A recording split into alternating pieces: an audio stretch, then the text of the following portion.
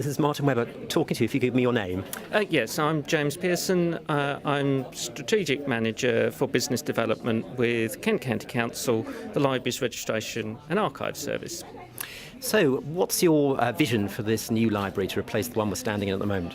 Well, I think a new library is always an exciting moment for a community, and obviously what we will attempt to do with the new library is have the best of the old library plus some new features. We'll look at the stock. I mean, everything that's in the current library will be relocated to the new community hub. So the number of books that is in this current facility will definitely be moved to the new one. There won't be any fewer books there. I wouldn't expect so. Obviously, there's a lot of work on what the layout looks like, but in terms of size, for example, the library will actually be slightly bigger than the existing library here, and so we'll look at how we can make use of that.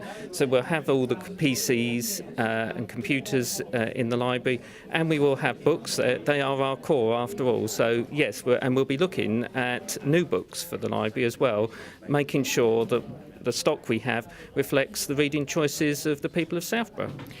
What about the fact that it's combined with a cafe? What's the thinking there?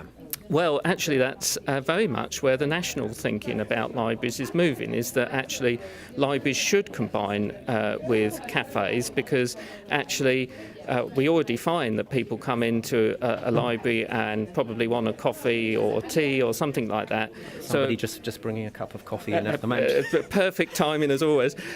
So actually that is perfect for us, because we have a whole range of activities and events that take place, such as our story time, our baby bounce and rhyme sessions. So parents can come attend a meeting, perhaps their children are attending an activity, and they can have a nice drink and a read at the same time. And the same for people who are studying as well, because if they're there for several hours, usually they want to get some refreshment. So actually we've seen it with bookshops. They combine with often a sort of a cafe. So we're looking forward to that prospect.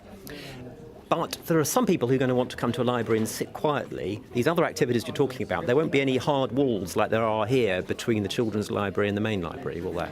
No, absolutely, and that is a challenge for us, but I think that is all about us being very clear when activities are taking place and advertising as much as possible when things are taking place, because there's going to be times when the building is busy and noisy, but there's going to be times when the building is quiet as well. And I think that's about offering customers choice as to when they want to access. And if they want real quiet study, then they probably need to pick a time when the sort of children's activities, because even though there's a door here now, I think because of the sort of noise that's generated, you'll still hear that taking place. So, but I mean, if someone comes in and wants to read to their child, for example, that could be any time, couldn't it?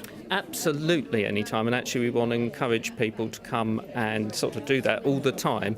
And I think we will look to use the shelving and the furniture to create discrete spaces where people can come and do that, where you can do sort of private study as well.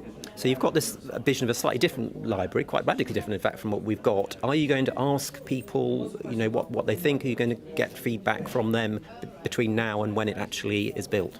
Yes, and in fact, obviously we have time to do that. We will obviously look at designing an initial layout of the library, but then I think the exciting challenge comes in how we engage with people about what that looks like, getting people's feedback, getting people's choices and ideas into what the stock is. So absolutely that's a key part of what we do, and we'll be looking to engage with our customers and the wider people of Southborough about what they expect to see in that library.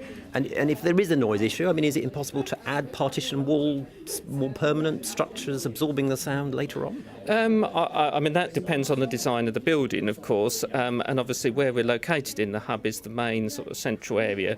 I mean, I think obviously anything can be looked at in the future, but our experience from other places, such as the Eden Centre in Edenbridge, where we are part of a very similar type idea, so far, again, we're right in the centre of the entrance area. We've not needed to put any partitions in there, so I'd be confident at this stage that I think we can make it work. Okay, that's great. Thanks very much.